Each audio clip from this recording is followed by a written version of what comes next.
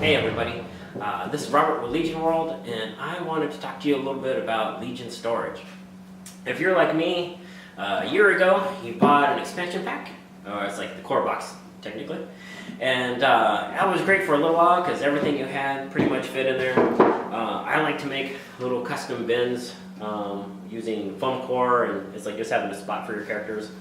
But obviously, just a couple of expansions in, you end up having too many characters for your box, so you have to go on to something else.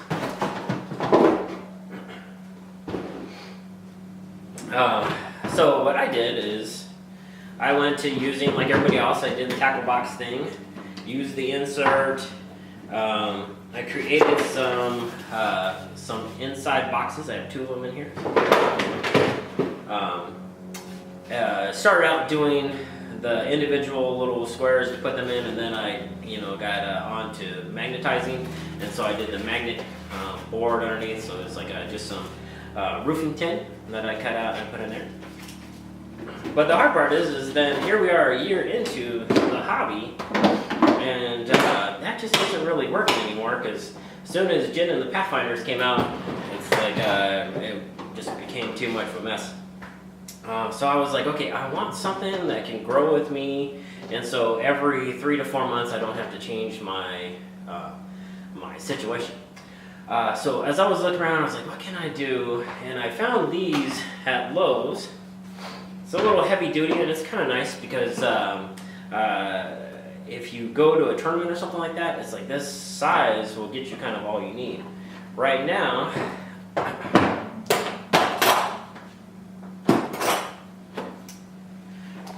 I just have kind of the rules and my Guardian binder, which I need a new one pretty quick before Krennic and Death Troopers come out. But I did the same thing. It's like I created a little insert with the tin inside, and that worked out really well. I'm going to do a video on how to make these inserts, and then I even have a template down in the WYSIWYG below, so you can kind of just cut out from foam board. I'll do a whole video on it, but just real quick, I simply use like the Dollar Tree stuff. I started out using the more heavy-duty Hobby Lobby type boards, but this last time I built, it was easier, and they're strong enough, and it was just fine. So that's one side. So it's kind of cool. As you see, I don't have any characters in it.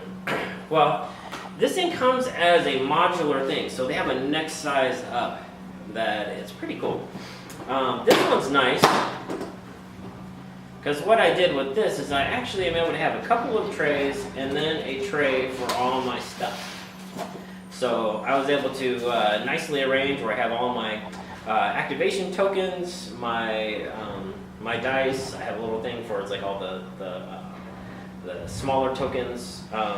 In this area, I don't have to have all these because I have like too many barricades in here. But I have, if you're going to a tournament or you're going to play, you can set it up where one of your Guardian, let me pull one out. One of your Guardians, keepers, so you can set all your cards in there and then put them in there, and that way it's like when you go and you play, you can just open up and start playing, get them on the table. Because if you're like me, when I go to play, it's like I like to be where I can get to the table, get set up, and play as fast as possible. And I always appreciate other people that do as well. So one of the nice things with the depth in here is I'm actually able to even have where, ATRTs, laser cannons can be a little tricky. I need to glue that down a little better. It can be a little tricky in that it's like they have a bit of height, so they don't just necessarily fit in your other spot. So you can have a level that just does that. And this one, I made it a little snug. And I usually wouldn't pull it all the way out if I'm just kind of getting set up to play. But I magnetize my characters, and then I have them in here like this, and I'll get you a better view. The nice part about it is you can have all your trooper sets all together, so it's like as you pull them out to play them, you can put them on the board, and then as they get swacked, because I usually lose, I can put them back in their place and be ready for my next round as fast as possible. So that works out pretty good. So what's nice about this, and kind of going back to what I was initially talking about, that why I love this is they sell these, you know, individually, and then they also sell them as a larger kit. And what's nice is if you're just starting and you're just playing one faction, you could probably go for just this size. I like this size for if I'm going to play locally, or even if I'm going to go to a tournament or something like that. I can bring this and have everything I need just in one of these, and it's strong. You can lock it. Then when you're going through security and you're bringing it on the plane, it's a whole lot easier. But then as your faction grows, it goes way beyond that pretty fast. So having one for each faction is kind of nice, because then it's like you have a lot of room to grow. I mean, even in this, it's like I probably have a couple more months of growth. But as I get past that point, I can go on to yet another box and continue to grow. And what's nice is these do stack, because they're a thing. This side flips up on both sides, and then you just use the little lever and you push them together, and then it's one complete thing. So it's like however you need to grow, you can grow.